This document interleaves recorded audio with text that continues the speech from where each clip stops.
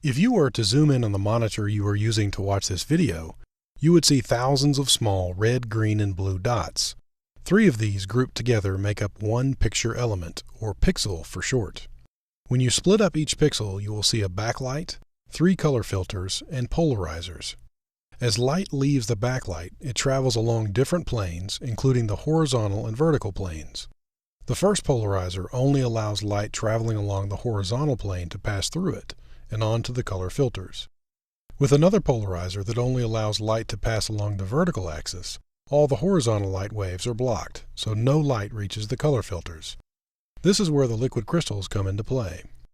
If you were to look closely at one of these liquid crystals, you would see a transparent electrode on the front and the back, as well as etched glass on the front and the back.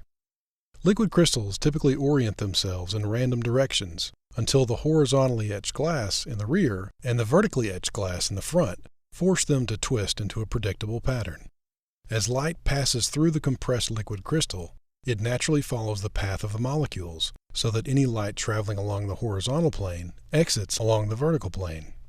By reintroducing the electrodes and passing electricity through them, we can get the molecules to align themselves in the direction of the electric flow, causing light to no longer twist when passing through the liquid crystal. When we place these crystals back into the pixel, we can see that the light from the backlight will pass through the horizontal filter, get twisted into a vertical position by the liquid crystals, and then flow through the vertical polarizer to the color filters.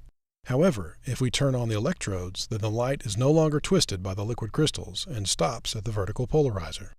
By adjusting the amount of electricity that flows through each set of electrodes, we can control how much light reaches each color filter, and therefore what color is seen on the display. We generally talk about colors on a display in terms of how bright the red, green, and blue are in each pixel, from 0 to 255.